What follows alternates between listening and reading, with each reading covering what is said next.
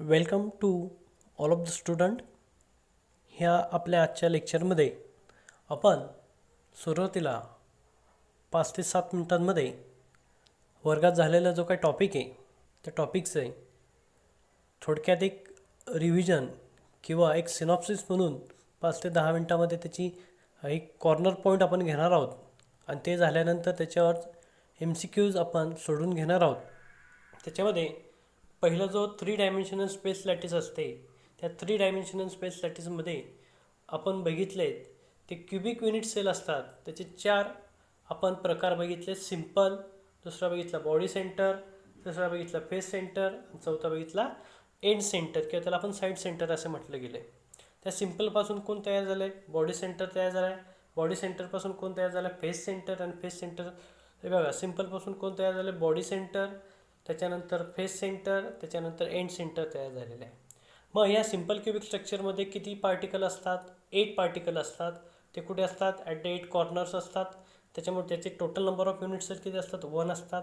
त्याच्यानंतर in body centre cubic स्ट्रक्चरमध्ये तो सिंपल क्युबिक स्ट्रक्चरपासून तयार झालेला असतात आणि 8 पार्टिकल्स असतात. ते 8 कॉर्नर्सला असतात आणि कन्स्टिट्युएंट पार्टिकल त्याच्या सेंटरला असतो. म्हणून टोटल नंबर ऑफ पॉईंट किती? त्याचे 8 + 1 म्हणजे 9 झालेत. Face centre cubic structure is also obtained from the simple cubic structure. It contains the 8 particle which is present at the 8 corners and the 6 faces, so that total number of points in the face center cubic structure is equal to 8 + 6 is equal to 14 points. त्याच्यानंतर side centre, end centre हा कशापासून तयार होतो? Side centre और end centre is also obtained from the simple cubic structure and it contains the total point is that 8 + 2 is equal to 10 points. मग त्याच्यानंतर आपण जर पुढची स्लाईड बघितली त्याच्यामध्ये आपल्याला टायटल दिले बघा त्यांनी, evolution of number of atoms per unit cell. मग याच्यामध्ये जर बघितलं आपण what is the in simple cubic unit cell there are 1 atom, in body centre there are 2 atoms, and in face center there are the 4 atoms. So that just see how to calculate. Here is that in body center cubic structure 8 into 1/8 is equal to 1. म्हणून इथे 1 atom per unit cell दिसतंय. in body center cubic structure there are 2 atom per unit cell दिसतंय. in face center cubic structure there are 4 atom per unit cell दिसतंय. त्याच्यानंतर आपण जर बघितलं in simple cubic structure what is the coordination number? There are 6. In body centre I repeat again that in simple cubic structure what is the coordination number is 6. In body center cubic structure what is the coordination number? 8. In face center cubic structure what is the coordination number? Is 12. And in hexagonal close packing what is the coordination number? Is 12. हे लक्षात घ्या. Simple क्युबिकमध्ये 6 असतो, body centre cubic स्ट्रक्चरमध्ये 8 असतो, face centre cubic स्ट्रक्चरमध्ये 12 असतो आणि hexagonal close पॅकिंगमध्ये सुद्धा 12 असतो. त्याच्यानंतर what is the relationship between the edge length and radius? When we consider the simple cubic structure the density D is equal to 2R is equal to 8 आणि मग त्याच्यावरून आपण डेन्सिटी बरोबर 2R म्हणजेच 2R is equal to A म्हणजेच R is equal to A/2 आपण असं काढू शकतो. Then in body centre cubic structure the density D is equal to 2R in bracket square root of 3 × A divided by 2.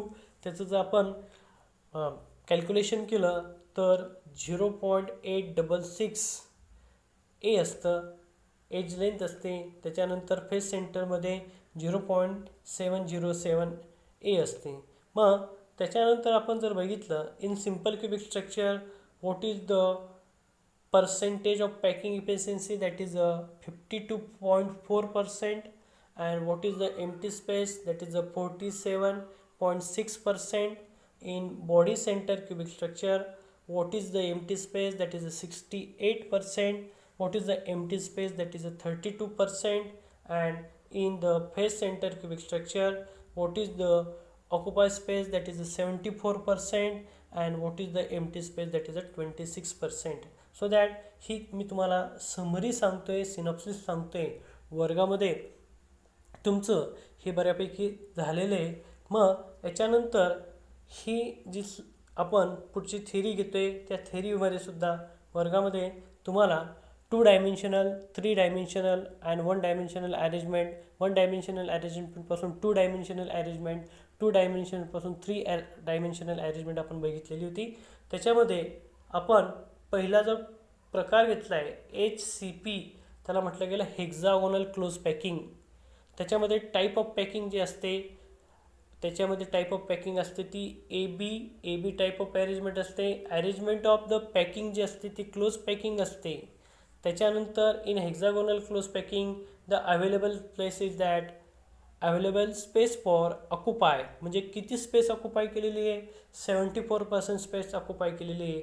what is the vacant side is that 26% is a vacant side, and what is the coordination number, that is a 12.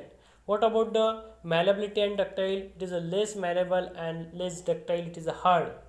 त्याच्यानंतर आपण hexagonal close packing नंतर आपण पुढची बघितली तर त्याला म्हटलं CCP म्हणजे काय, क्युबिक क्लोज पॅकिंग.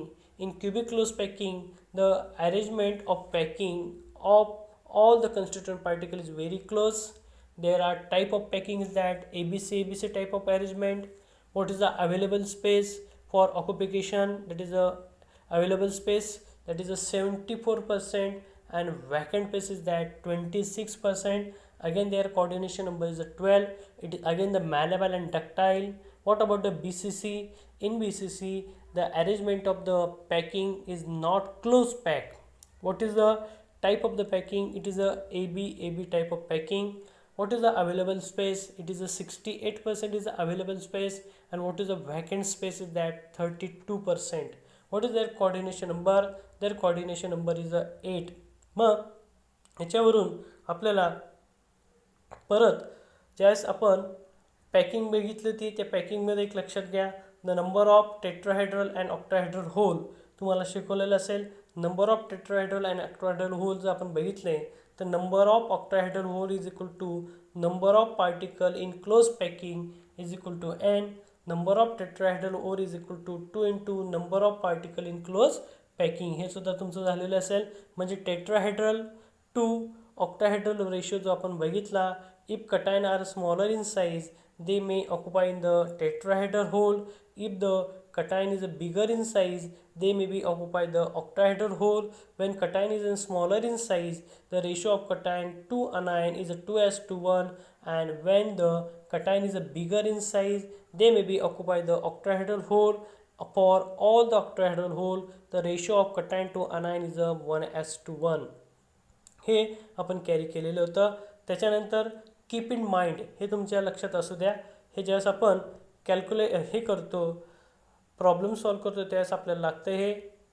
त्यावेळेस आपण calculate the ratio radius of cation divided by the radius of anion. त्याच्यानंतर in simple cubic structure the density is equal to A and R radius is equal to A/2. Then in BCC body center cubic structure the density D is equal to square root of 3/2A. Again in the face center cubic structure the density D is equal to A upon square root of 2. त्याच्यानंतर ज्यास आपण relationship बघितलं, त्याचा formula बघितला, त्याच्यानंतर आपल्याला आता त्याच्यावरचे जे काही क्वेश्चन्स आहेत ते क्वेश्चन सॉल्व करून घ्यायचे आहेत. मग आपण आज थोडं पहिल्यापासून जरा जास्तीचे क्वेश्चन सॉल्व करून घेतो आहे. त्याच्यामध्ये पहिला जो आपल्याला दिले त्यांनी solid state and their classification. पहिला जो MCQ आहे तर तुमच्यासमोर वाचतो मी, which of the following conditions favour the existence of substance in solid state. मग खालील दिलेल्या 4 ऑप्शनपैकी कुठला असा एक्झिस्टन्स कंडिशनला असतो की ज्यावेळेस सॉलिड स्टेट हा फॉर्म होऊ शकतो. ऑब्वियसली त्याचं उत्तर काय असू शकतं, बी असू शकतं. त्याचं उत्तर काय आहे, बी.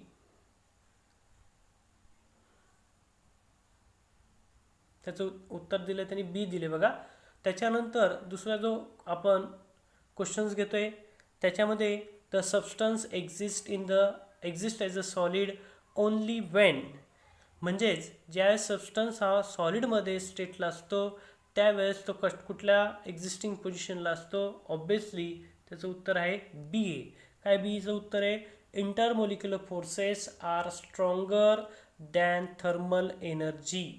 त्याच्यानंतर 3 नंबरचा प्रश्न त्यांनी दिला आहे, which one has highest melting point. खालील दिलेल्या ऑप्शनपैकी हायेस्ट मेल्टिंग पॉईंट असणारा ऑप्शन कुठला आहे? तर ionic crystal, B molecular crystal, C covalent crystal, D metallic crystal. Covalent क्रिस्टलचं एक एक्झाम्पल जर आपण घेतलं ते म्हणजे डायमंड असतं, आणि डायमंडचा मेल्टिंग पॉईंट हा 3550 डिग्री सेल्सिअस असतो, म्हणून त्याचं उत्तर काय आहे? सी आहे. त्याच्यानंतर पुढचा प्रश्न त्याने दिला आहे, इन ग्राफाईड इलेक्ट्रॉन्स आर.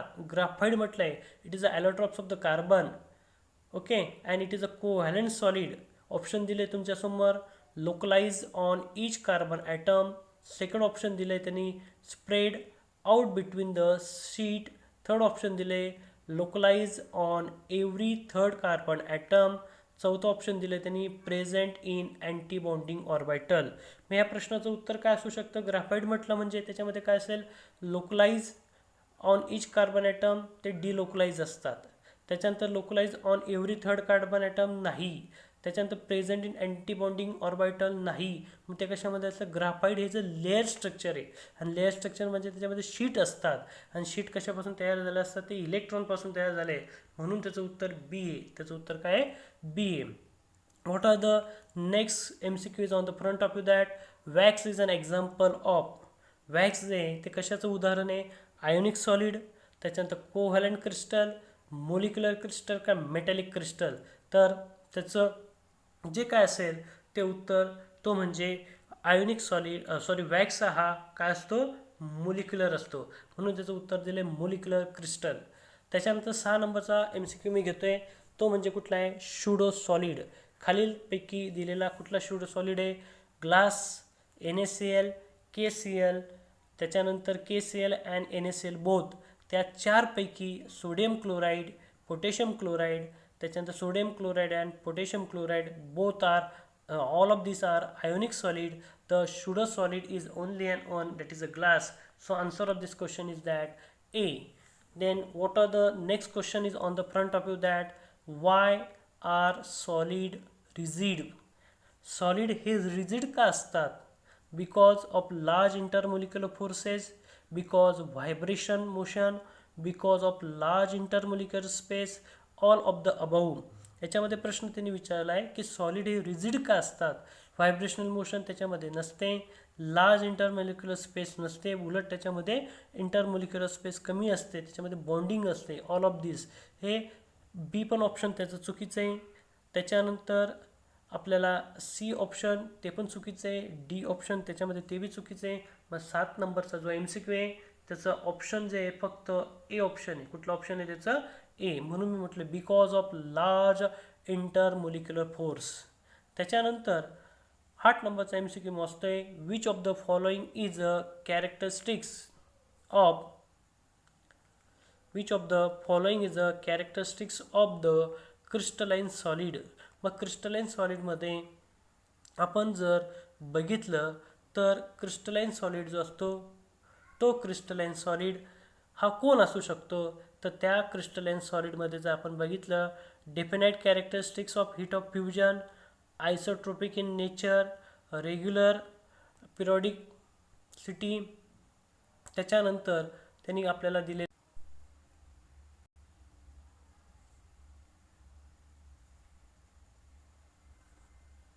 मग परत एकदा लक्षात घ्या त्याचं उत्तर काय आहे? बी ए. त्याच्यानंतर जर आपण पुढचा जो प्रश्न घेतला आहे तो प्रश्न कुठला आहे बघा.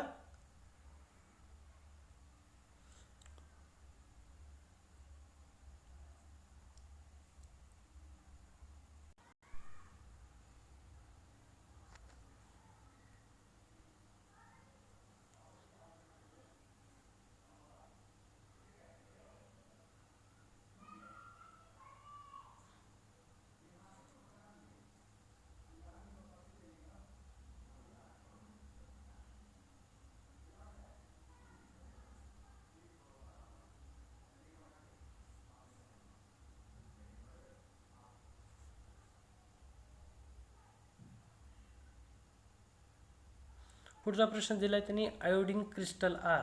काय म्हणतो तो? Iodine crystal are.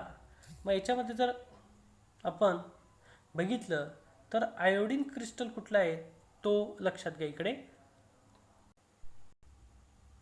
मग त्याच्यामध्ये पुढचा जो 20 नंबरचा प्रश्न मी घेतोय.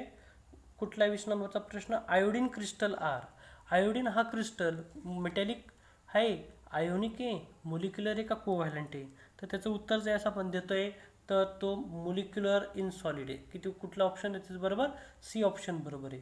त्याच्यानंतर पुढचं जे एक्झाम्पल त्यांनी दिलं आहे, an example of substance possessing the giant molecular crystal. दिलेल्या खालील 4 ऑप्शनपैकी जायंट मोलिक्युलर क्रिस्टल दाखवणारा सॉलिड कुठला आहे?